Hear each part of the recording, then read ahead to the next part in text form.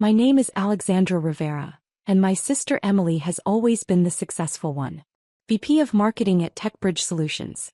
Corner office. Company car. Annual bonuses that could buy a house. She was the family success story and she never let me forget it. Me. According to Emily, I was playing entrepreneur. Easter dinner at mom's house should have been pleasant. Ham. Potatoes. The good china. 32 family members gathered around tables that spilled from the dining room into the living room. Emily arrived late as always, making an entrance in her designer suit even though it was a Sunday. Sorry. Conference call with Singapore ran long. Everyone nodded appreciatively. Of course Emily was on calls with Singapore. Emily was important. I was already seated wearing jeans and a sweater picking at my salad. Alex. Emily spotted me and her smile turned pitying. Still doing that tech thing? AI development, I said simply. Right. Your little startup. She sat down across from me, wine glass already in hand. How's that going? Still working from your apartment? I have an office now. Oh, how nice. Like a WeWork situation. Something like that. Mom jumped in, ever the peacemaker. Alex has been working so hard. We're very proud. Emily's laugh was light, dismissive. Mom, it's been 5 years? At some point, playing entrepreneur becomes just embarrassing. The word hung in the air. Embarrassing. My cousin Jordan, who worked for Emily at TechBridge, chimed in. Em's right. The startup failure rate is like 90%. Alex, you should really consider applying to real companies. I could get you an interview at TechBridge. Maybe customer support? Entry level. That's generous of you, I said evenly. Uncle Martin joined the conversation. Alex, honey, your sister has built a real career. Maybe it's time to follow her example. Stability. Benefits. A 401k. Emily nodded sagely. I worry about you, Alex. No savings. No health insurance. What happens when this little venture fails? It won't fail. That's what they all say. Emily sipped her wine. Look, I get it. The entrepreneur fantasy is appealing. But most people aren't cut out for it. There's no shame in getting a regular job. Dad spoke up from the head of the table. Emily has a point, Alexandra. You're 32 years old. Time to think about your future seriously. My Aunt Carol nodded. My friend's daughter tried the startup thing. 3 years, nothing to show for it. Now she works at Costco. Not that there's anything wrong with Costco, but Alex could do better, Emily finished. If she just stopped playing pretend and joined the real world. I set down my fork. I appreciate everyone's concern. Do you though? Emily leaned forward. Because honestly, it's getting hard to watch. Every family gathering, everyone asks me how my brilliant little sister is doing, and what do I say? Oh, she's still playing with computers in her apartment? Jordan laughed. Stop. You're killing her. I'm being honest. Someone has to be. Emily's voice softened into what she probably thought was kindness. Alex, I love you. We all do. But this entrepreneurship thing, it's time to let it go. Apply to TechBridge. I'll put in a good word. You could start next month. I'll think about it, I lied. Please do. Before you waste any more years on this hobby. I excused myself early, claiming a headache. No one seemed surprised. As I left, I heard Emily telling Mom, she'll come around eventually. Reality always wins. What Emily didn't know, what I'd carefully kept from my entire family, was that I wasn't playing entrepreneur. I was running Neuraledge AI, one of the fastest growing artificial intelligence companies in the Pacific Northwest. It started 6 years ago when I was working as a data scientist at a logistics company. I watched them manually route thousands of shipments daily, making mistakes that cost millions. I knew AI could optimize it. I built a prototype in 3 months. They rejected it. Too experimental, they said. So I quit and built it myself. I maxed out 4 credit cards. I lived on ramen and slept 4 hours a night. I taught myself advanced machine learning, neural networks, natural language processing. I took every course I could find from Stanford, MIT, Berkeley, all online, all while my family thought I was unemployed. The first client was a small regional delivery company. They paid me $8,000 for a routing optimization system. It increased their efficiency by 34%. They told another company. Then another. Within 18 months, I had 37 clients and $2.1 million in revenue. I hired my first employee, Marcus, a brilliant engineer I'd met at a hackathon. Then 3 more. Then 12. My family never asked for details. Emily was too busy being successful. Mom and Dad were too busy being proud of Emily. Everyone else just assumed I was struggling. I let them believe it. By year 3, Neural Edge had 60 employees and $15 million in revenue. We developed proprietary AI systems for supply chain optimization, predictive maintenance, and demand forecasting. Microsoft Azure featured us as a case study. AWS invited us to speak at their summit. Emily called that week. "Hey, I saw some AI company mentioned in TechCrunch. The name sounded like something you'd come up with. Neural Edge? Any relation?" "Oh, I consulted for them briefly." Well, they're probably going nowhere. Most of these AI startups are just hype." I said nothing. By year 4, we hit $47 million in revenue. Forbes called me for their 30 under 30 list. I declined. Fortune reached out. I declined. I wasn't ready. Last Thanksgiving, Emily gave a toast. "I'm grateful for my incredible team at TechBridge for my career, and for being able to set a good example for my little sister, who's still figuring things out." Everyone raised their glasses. I smiled and drank my wine. By year 5, Neural Edge had 340 employees across 3 offices. Our annual revenue hit $89 million. My personal net worth crossed $180 million. We'd secured partnerships with 3 Fortune 500 companies. One of them was TechBridge Solutions. Emily's company had signed a $12 million contract with Neural Edge to implement our AI systems across their marketing automation platform.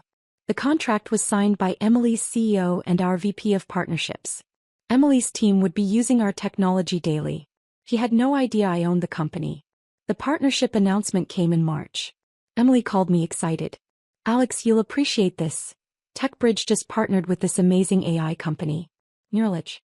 They're revolutionizing our entire marketing tech stack." "That's great, Em." "I know, right?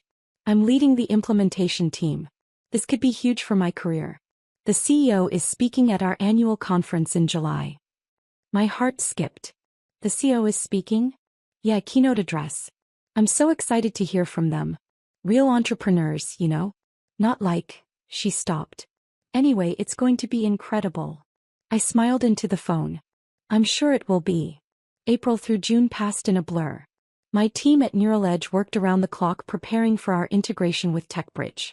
Emily sent me weekly updates about the amazing AI company we'd partnered with, completely oblivious. "Their technology is insane, Alex. I wish you could understand this stuff. It's so complex." "I'm sure it is." "The CEO is a woman too. That's so inspiring. Probably had to work twice as hard to prove herself in tech." "Probably. Not like your little coding hobby. This is real AI. Real innovation." Jordan mentioned it at a family barbecue in May. "Alex, you should come to our conference in July. Might inspire you to see what real tech success looks like." "Maybe I will." Emily overheard. "Oh, Alex, no offense, but you wouldn't understand most of the sessions. It's pretty high-level stuff. Enterprise AI, machine learning pipelines, neural networks. I might surprise you." She laughed. "You're sweet. But trust me, this isn't beginner-friendly content." June 15th, TechBridge's conference coordinator called my office. "Ms. Rivera, we're finalizing details for your keynote. Do you have any specific requirements?" "Standard setup is fine. Podium, clicker, confidence monitor." "Perfect. And we'll have your company bio in the program. Should we mention the partnership with TechBridge specifically?" "Absolutely. Make sure it's prominent." "Will do. Oh, and just so you know, our VP of Marketing, Emily Rivera, is your point person for the day. She'll meet you backstage." I paused. "Emily Rivera is my point person?" "Yes, ma'am. She's been raving about Neural Edge for months. Very excited to meet you." "I'm excited to meet her too."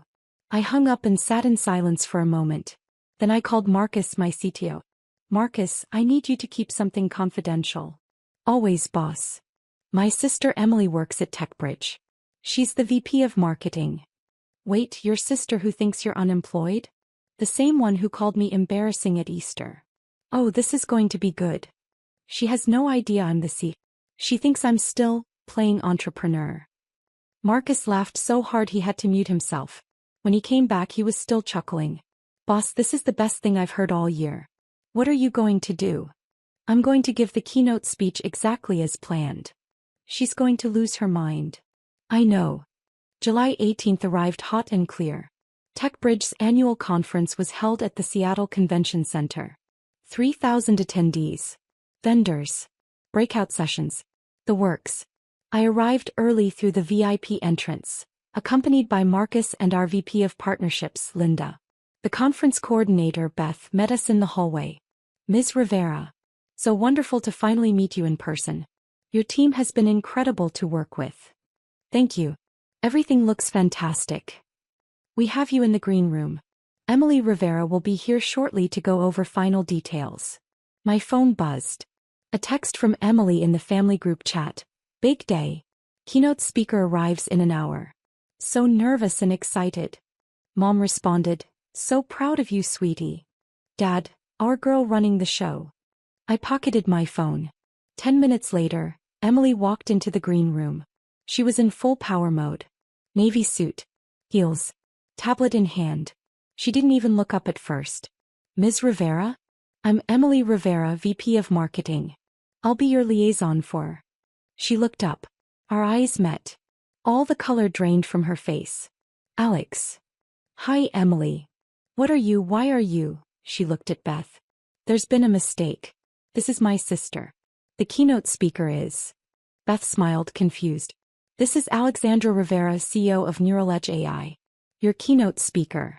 Emily's tablet slipped from her hands. It clattered on the floor. That's not possible. I picked up her tablet and handed it back to her. I think we should go over the schedule. I have 45 minutes for the keynote, correct? Alex, what the fuck is happening right now? Beth excused herself quickly. I'll give you a moment. Emily stared at me. You're the CEO of Neural Edge, the company we just paid $12 million to partner with. I am. But you said you were just consulting for them. You said, she stopped. You lied. You never asked. You just assumed I was failing. Because you let me think that. You've been living in that tiny apartment, driving that shitty Honda. I like that apartment. And I like my Honda. Alex, you own a company worth. She pulled out her phone, frantically typing. Forbes estimated Neural Edge's valuation at $127 million. You're worth, oh my God. Approximately $180 million personally, though it fluctuates with funding rounds. She sat down heavily. This isn't real. This is a dream. Or a prank. It's neither. Why didn't you tell us? Why didn't you tell me? I sat down across from her. Because I wanted to see who you were when you thought I was nobody.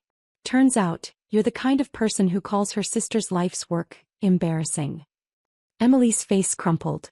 Oh God. Easter. I called you embarrassing. You did. In front of the entire family. Alex, I didn't know. No, Emily. You didn't care to know. You never once asked what I was actually building. You never asked to see my work, meet my team, understand my vision. You just assumed I was failing because I didn't measure up to your definition of success. I was trying to help. No, you weren't. You were protecting your ego. As long as I looked like a failure, you got to be the successful one. The moment I become successful too, suddenly it's a problem. A knock on the door. Beth peeked in. Ms. Rivera, we need you for mic check in 5 minutes. I'll be right there. Emily stood up shakily. What happens now? Now I give my keynote speech. You sit in the audience, front row I believe, and you listen. Alex, please. Can we talk about this after? I need to explain. There's nothing to explain, Emily. You showed me exactly who you are. Now I'm showing you who I've always been. I walked past her to the door. Wait. Her voice cracked. Does the family know? Not yet. But they will after today. The keynote is being live-streamed. Oh God. I smiled. See you out there, sis. The auditorium was packed. 3,000 people. Every seat filled. The energy was electric. I stood backstage watching Emily take her seat in the front row. She looked pale. Jordan sat next to her, scrolling through his phone, oblivious. Beth gave me the signal. You're on in 30 seconds, Ms. Rivera. Marcus squeezed my shoulder. Go show them what you've built. The lights dimmed. A voice boomed through the speakers. Ladies and gentlemen, please welcome the CEO of Neural-Edge AI, the visionary leader transforming how enterprises leverage artificial intelligence, Forbes 30 Under 30 honoree, and TechBridge strategic AI partner, Alexandra Rivera. The audience erupted in applause. I walked on stage. The spotlight hit me. 3,000 faces turned toward me, including Emily's. Her mouth was slightly open. Her hands frozen mid-clap. Jordan next to her suddenly sat up straighter, leaning forward, squinting. Wait, is that? Emily grabbed his arm. I reached the podium and smiled. Good morning. Before we dive into how Neural-Edge is revolutionizing enterprise AI, I want to tell you a story about perception versus reality. The audience settled in. 6 years ago I had an idea. I was working as a data scientist watching companies struggle with manual processes that AI could automate. I built a prototype. My employer rejected it. So I quit my job and built it myself. Murmurs of appreciation. My family thought I was crazy. They told me to get a real job. Apply to established companies. Stop playing entrepreneur. I paused, letting that phrase land. One family member, someone I love very much, called my work embarrassing. Emily's face turned red. That person is sitting in the front row right now. 3,000 heads turned toward Emily. She looked like she wanted to disappear. But here's the thing about being underestimated, I continued, my voice strong. It gives you incredible freedom. When people think you're failing, they stop watching you. They stop questioning you. They stop interfering. And in that space, that quiet, unobserved space, you can build something extraordinary. The audience was silent, hanging on every word. 6 years later, Neural-Edge AI has 340 employees. We serve 73 enterprise clients across 14 countries. Our AI systems process 2.3 billion data points daily. We've raised $89 million in funding and generate $127 million in annual revenue. Applause rippled through the room. But the most valuable thing I built wasn't the technology. It was the knowledge of who I am, independent of external validation. My family's doubt became my fuel. Their dismissal became my motivation. Their embarrassment became my strength. I looked directly at Emily. So to the person who called me embarrassing, thank you. You taught me that success isn't about proving people wrong. It's about building something meaningful regardless of who believes in you. The audience erupted in standing ovation. Emily sat frozen, tears streaming down her face. Jordan beside her had his phone out, frantically typing. Probably texting the family group chat. I spent the next 40 minutes presenting Neural-Edge's AI architecture, our partnership with TechBridge, and our vision for the future of enterprise automation. The audience was engaged, asking brilliant questions, taking notes furiously. Emily didn't move the entire time. She just stared at me, her successful little sister, commanding a stage she could never have imagined me on. When I finished, the applause was deafening. Thank you all. I'll be at booth 47 if anyone wants to discuss partnerships. And to my family watching the live stream, I smiled directly at the camera. Hi Mom. Hi Dad. Surprise. Backstage my phone exploded. 73 texts in the family group chat. Mom, Alexandra. You're the keynote speaker. Dad, is this real? Is this really happening? Aunt Carol, I told my friend's daughter to work at Costco and your daughter owns a $127 million company? Uncle Martin, I told her to get stability and a 401k. I'm never giving advice again. Jordan, I offered her an entry-level job. At her own partner company. Cousin Maria. The live stream has 47,000 viewers and climbing. Alex is trending on LinkedIn. Mom again, why didn't you tell us? I pocketed my phone. Emily appeared in the doorway, mascara streaked down her face. Alex. Emily. That was, she stopped, composing herself. That was the most brilliant keynote I've ever seen. And the most humiliating moment of my life. I'm sorry you feel humiliated. No, you're not. And you shouldn't be. I deserved that. She wiped her eyes. I called you embarrassing. In front of everyone. While you were building this. You did. And I never once asked to see what you were actually doing. I just assumed, Her voice broke. I'm so sorry, Alex. Are you sorry because I succeeded? Or are you sorry because you treated me badly? He thought about it. Both. Is that honest enough? It's a start. I've been texting the team. Everyone wants to know how I didn't know my own sister was our strategic partner's CEO. What did you tell them? The truth. That I was too busy being successful to notice you were too. A conference attendee rushed up. Ms. Rivera, that keynote was incredible. We'd love to discuss implementing NeuralEdge at our company. I spent the next 3 hours at our booth taking meetings, signing preliminary partnership agreements, collecting business cards. Emily watched from a distance, fielding questions from TechBridge employees about how she'd landed such an incredible partnership. To her credit, she told them the truth. I didn't land it. Our procurement team did. I had no idea my sister owned the company until an hour ago. That evening, I returned to my hotel suite. Marcus and Linda joined me for a debrief. Boss, we signed 14 new partnership letters of intent today, Linda said, grinning. That keynote was a masterclass. The live stream hit 340,000 views, Marcus added. You're all over tech Twitter. People are calling it the most inspiring keynote of the year. My phone rang. I answered. Hi, Mom. Alexandra Marie Rivera.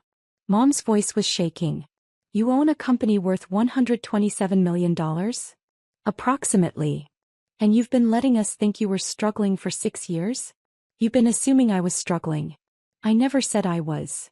Why didn't you tell us? I sat down, suddenly exhausted. Mom, when I told you I was starting a company, what did you say? Silence. You said, that's nice, honey, but maybe keep your job just in case. When I quit my job to do it full-time, Dad said I was being reckless. Emily called it playing entrepreneur. We were worried. No, Mom. You were embarrassed. There's a difference. You were embarrassed that I didn't have a fancy title like Emily. Embarrassed that you couldn't brag about my job at parties. Embarrassed that I didn't fit your definition of success. That's not fair. Mom, Emily told me to stop playing entrepreneur in front of 32 family members at Easter. You said nothing. Dad said nothing. Everyone agreed I was wasting my life. More silence. So I decided to see who you all were when you thought I was failing. And Mom, you failed that test. All of you did. What do you want from us, Alex? Accountability. Real accountability. Not we were just worried. Not we were trying to help. I want you to acknowledge that you valued conventional success over supporting your daughter's dream. And then what? Then maybe we rebuild. But on my terms. With boundaries. With respect. Mom's voice was small. I'm so sorry, baby. I know, Mom. But sorry isn't enough. I need you to understand why what you did was wrong. I do understand. And I'm so proud of you. Your pride doesn't mean much to me right now, Mom. Because I know it's conditional. If my company had failed, you'd still think I was embarrassing. I heard her crying softly. I have to go, Mom. Give my love to Dad. I hung up. The next morning, Emily showed up at my hotel. How did you know which hotel? I asked, opening the door. You're the keynote speaker. They always put keynotes at the Fairmont. She held up 2 coffee cups. Peace offering? I let her in. We sat on the balcony overlooking Elliott Bay. I've been up all night, Emily said. Reading everything about NeuralEdge. Every article, every interview, every case study. Alex, what you've built, it's extraordinary. Thank you. And I've been thinking about Easter. About all the times I dismissed you. She set down her coffee. I was jealous. I looked at her, surprised. Jealous. You took a risk I was too scared to take. You believed in yourself when no one else did. You built something from nothing. She laughed bitterly. I've been climbing the corporate ladder for 10 years, following every rule, doing everything right. And you made your own ladder. A better one. Emily. I'm not finished. I need to say this. She took a breath. I called you embarrassing because deep down I was embarrassed. Embarrassed that my little sister had more courage than me. Embarrassed that you were living your values while I was chasing titles and bonuses. Embarrassed that you didn't need validation from people like me. You're being too hard on yourself. No, I'm being honest. Finally. She looked at me. I spent 6 years convincing everyone you were failing because I needed to believe it. Because if you were succeeding, then what did that say about my choices? We sat in silence watching ferries cross the bay. I don't know how to fix this, Emily finally said. I don't know if I can. Do you want to? More than anything. But not because you're successful now. Because I miss my sister. The real one. The one who believed in impossible things and made them happen. She's still here. Is she? After everything I said, after how I treated you, Alex, I wouldn't forgive me. Good thing it's not up to you then. She laughed, tears in her eyes. Can I ask you something? Sure. When did you know you'd succeed? I thought about it. The moment I stopped needing you to believe I would. Success became inevitable when I stopped measuring it by your standards. God, I really was terrible, wasn't I? You were human. Flawed. Like everyone else. But you weren't scared. Oh, I was terrified. Every single day. But I was more afraid of becoming someone who gave up their dreams to make other people comfortable. Emily nodded slowly. That's exactly what I did, isn't it? Gave up my dreams for comfort. Did you have dreams? Once. I wanted to start a sustainable fashion company. Design clothes that didn't destroy the planet. She laughed. But Mom and Dad said fashion was too risky. So I got an MBA and a safe corporate job instead. It's not too late. I'm 35 years old, Alex. I have a mortgage, car payments, responsibilities. I started at 32 with credit card debt and a dream.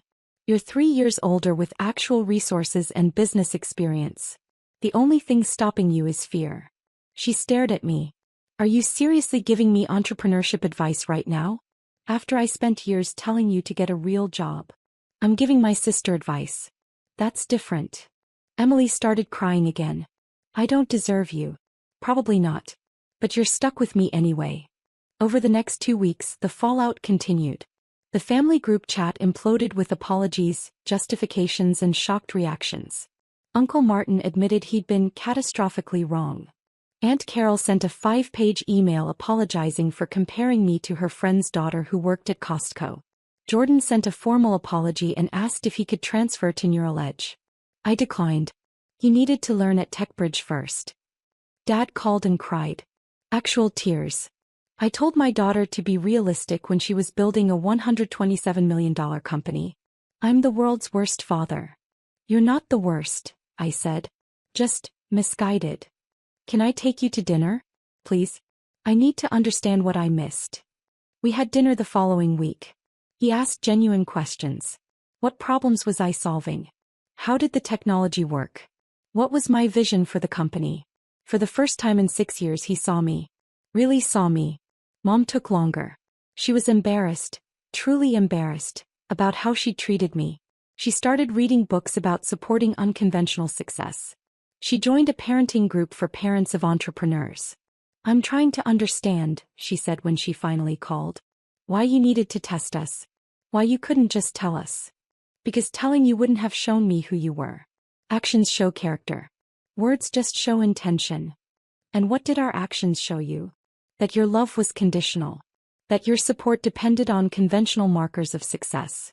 That you valued appearances over substance. That's harsh. That's honest. She was quiet for a long moment. You're right. And I'm sorry. Really, truly sorry. I know, Mom. Can you forgive me? I'm working on it. 3 months later, Emily quit her job at TechBridge. She called me from her car, voice shaking with equal parts terror and excitement. I did it. I gave my notice. I'm starting my sustainable fashion company. Emily, that's incredible. I'm terrified. Good. That means it matters. Will you, she paused. Will you give me advice? Not money, not connections, just advice? As someone who's done this. Of course. Even after everything? Especially after everything. You're my sister. And honestly, I think you're going to build something amazing.